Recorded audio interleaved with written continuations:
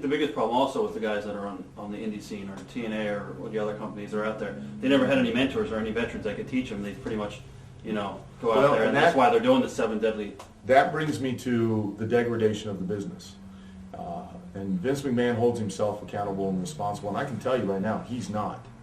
He's not responsible. They say, oh, it was because of the death of territories, and that's not it either. Territories could still very well exist today. They just would not make as much money as what they did. Or they could possibly, if they get hot, they could make money. That's fine. The problem is that you've got a business full of wrestlers and not full of workers. And when I broke into business, there was a statement that was always made, was that that's a good line. You can put a pair of boots and a pair of tights on any guy. I can put boots and tights on you guys and call you wrestlers. Right. And a wrestler can make you some money, but he can only make you some money. A worker will always make money. He may not make as much as he did when he was hot or on his biggest run, but he'll still make money because he can still work. He can still work the audience. He's going out there trying to work, not wrestle, not do moves, but work the audience. And back in the day, like when I broke into business, it was very, very hard to break into business. And it was very difficult because of why we shake each other's hand. Those of you that are watching this, don't misunderstand. You're not shaking my hand out of respect because I've been doing this longer, or I'm in WWE or ECW.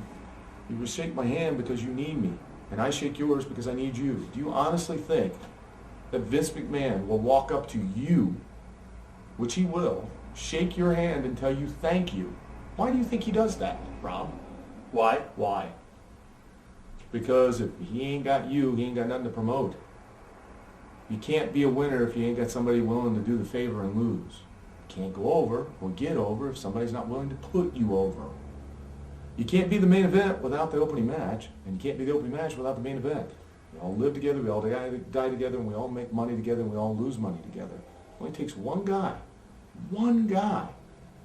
For the last year and a half, you built a town, and it's drawn, it's making money, and it takes one guy to fuck it up.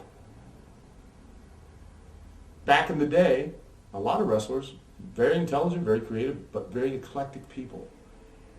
They couldn't function in normal society. Not like these guys today who can go out and you can see them working at a bank. Right. A lot of those guys, brother, if they weren't in wrestling, they'd probably be in jail or God knows what. Not because they were bad people, right, but they were just, that was what they did. You understand? It's who they were. It's not just a vocation, it was who they were. So they did everything they could. That's the term protect the business, which everybody thinks it's not to smarten people up. People are fucking retards. It was to protect the business, keep people out of it. Not to let somebody in it because one guy could fuck it up for all of us. So what happened was, and it started around the time of Larry Sharpe. I remember it as clear as a bell. Larry Sharpe became a big sensation with the wrestling school. The Monster Factory. And it got so popular that Larry started selling franchises. Now, all you had to do was have the money. You could become a wrestler. That's fine. I don't begrudge anybody. Follow your dream. But all I ask is treat this business with respect. And don't treat it like a joke. Don't treat it like a hobby. I don't think that's much to ask. If you want to do it on a part-time basis, feel free. Even back in the day when there were territories and stuff, there were guys that didn't want to do it a full-time thing. They wanted to have a family, and they wanted to do it, work 3-4 nights a week, wrestle where they could. They never treated it like it was a joke or a hobby. Oh, I'm going to go play wrestler. They treated it like a profession, and they did everything they could to protect it and protect its integrity.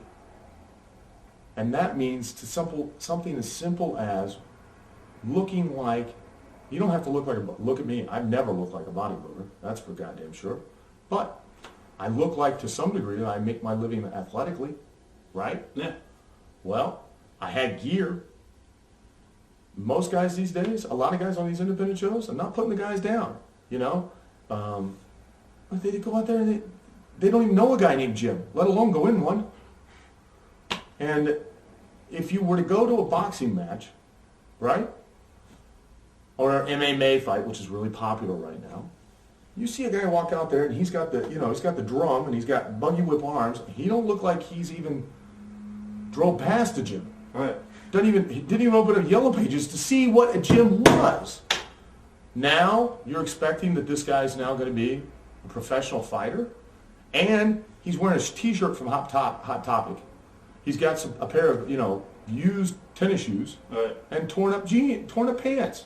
Now, granted, wrestling you can wear different things like that because it might be part of your character or your gimmick. But for God's sakes, if 10 guys in the locker room are all wearing black T-shirts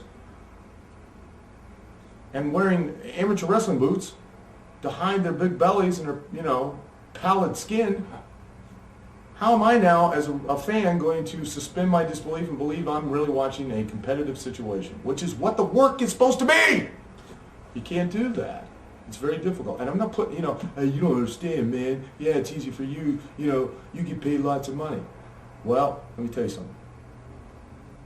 I never always got paid a lot of money. At one point, I was eating off the engine of my fucking car. I called it the Carbecue because I couldn't afford to go and eat at a fucking restaurant. I had to buy Stewart sandwiches out of a gas station, and they didn't have microwaves back then in every gas station, so I had to heat it up somehow because I don't know if you ever had a Stewart sandwich, but even hot, that thing tastes like shit on a roll. Right. So I had to figure out how to do it. So I had no money, so I had to heat it up on the engine of a car. I had to use it on a manifold. I used a Boy Scout mess kit, strap the thing on there, and heat the fucking thing up. I had a wife. I had kids. You know that. I went for 14 fucking years before I got any kind of break. I was the best kept secret in wrestling. Am I right? I didn't make that fucking name up, which is a compliment for year 2. Year 14, you want somebody to fucking tell the secret. I worked a regular job and wrestled 3 or 4 days every week, trying to, make whatever I could. But I did it because I loved to do it. But I had a pair of fucking boots. I had trunks. Luckily K&H, which was the only place you could buy outfits at that time, was 3-hour ride. I would drive the 3 hours to go down there and see if the guy had anything that he had made and nobody paid for, and he would sell it to me for a discount. Right. Why? Because the thought of me going in the ring and not in some kind of professional gear was outrageous at that time. Now, anybody can do it. But back to my original premise, and then I'll finish this question, and that is the degradation of the business. Larry Sharpe starts selling franchises, guys start training guys. Well, that's fine, but wrestling is based off experience. Exactly. The more you really have a feel for it is based on more of the experience you get. I was lucky because a lot of guys who had experience were taking me in the ring and teaching me. A lot of guys now don't get that, and they try to get taught verbally what is not a verbal business, and so they get trained. So you've got Guy A, who gets trained by Iron Mike Sharpe. Great guy, has tons of experience. Fantastic. Guy A has 4 years of experience. But he's got 4 years of experience on the independents and really hasn't quite got the grasp of what it is that Iron Mike Sharpe's trying to get him to understand, but he kind of gets it, but doesn't. Right. It's good. He really doesn't have because he doesn't have that experience. He goes, buys a ring, gets a building. He's training guys. Now, Guy C gets trained by Guy B. Guy C is with Guy B for a year and a half. Have fallen out. Buys a ring, gets a building, starts training guys. Now, he knows even less. Guy C now starts training Guy D, and then Guy D to E and F and G, and on it goes. And now we have the blind leading the blind, leading the blinder, leading the blindest. To where you now get to where we've totally lost focus of the very things that we were supposed to be teaching in the first place. So, thus the degradation of the business. And why the state of the independents, and honestly, the state of wrestling. There are things about wrestling that are intrinsic to it, and if they're not passed down, it'll cease to be. I don't think it's ever going to come back the way it was. It won't unless there's a concentrated effort to make it that way. Right. Not just, hey, let's go find the next big guy, put a pair of boots on him, put a pair of trunks on him, get him to know how to take a bump, and stick him in the ring, and we can... You can't do it. It just will not. In the long run, in the big picture, it won't work. Because workers, not wrestlers, workers are the product that you're trying to sell and promote. And if the business is full of wrestlers and very few workers, then your options are limited. Back in the day, back when Vince was running A, B, and C and D towns every single night of the week, when Hogan was on top, Hogan would go to an A and a B town. And then you'd have C and D towns running too. And they were all making so much money. Why? Everybody was over and everybody was well Why groomed. was it? Everybody was over, Right. and heels had heat, and babyfaces were over. And why? Because the guy that had the least amount of experience in that locker room probably had been working for 10 years, 7 nights a week in front of an audience. Now, well, you can't do that now, Al. Territories are dead. Yes, you can. You know how you can? The same way that ECW was. Because when ECW started, Rob, how did it start? Underground, pretty much. And one night a month, Todd Gordon footing the bill, one night a month, hit and miss, giving out free beer to get people in, Yep. until they started selling tickets. The more they sold tickets, the more they could charge. The more they could charge, the more money they made. The more they built up Philadelphia in ECW Arena, they now had the base to go run another town. Then they had the base to run another town, until they were working the same schedule as what WWE does now. When I was there, we were working, what? 4 nights a week. 4 nights a week. Every week. Yep. Well, they don't work any more than that in WWE, except for when they go overseas. All right. You know? When you went back to the locker room, WWE, how does Steve Austin handle being a top guy around this period of time? He was great. He was good. Yeah.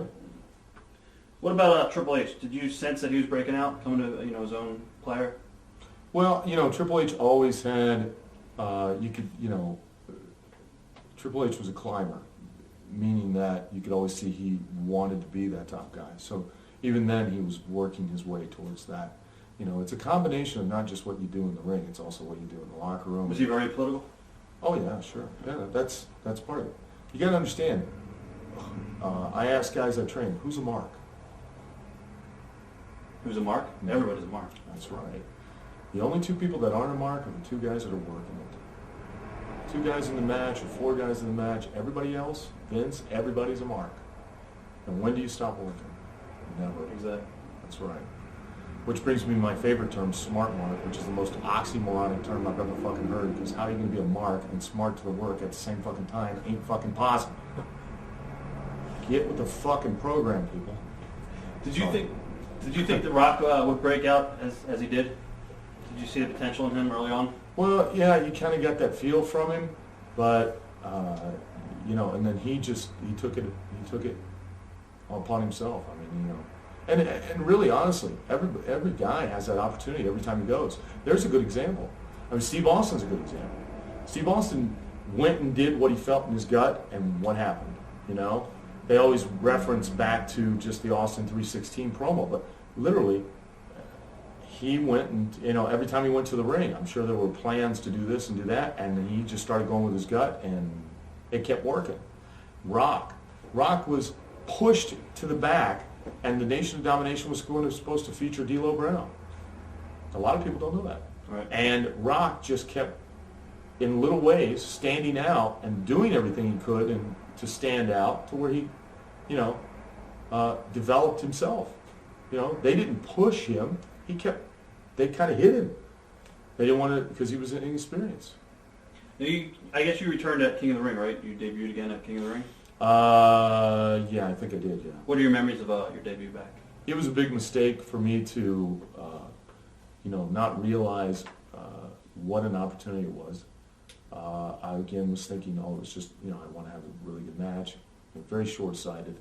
I let Brian Christopher talk me into that finish of pinning the head, and I didn't work the match the right way with the head, and I didn't understand my own gimmick. I didn't understand why it got over. I didn't understand the appeal. I didn't understand how a heel could get heat on me. I didn't understand where a heel's heat was working with me, so I could help them. Right. I just looked at it as a wrestling match. And, that'll be entertaining. Let's put a Head and Shoulders bottle on the head so that you can win. And not realizing that by doing that, I just, on my debut, I just cut my own throat,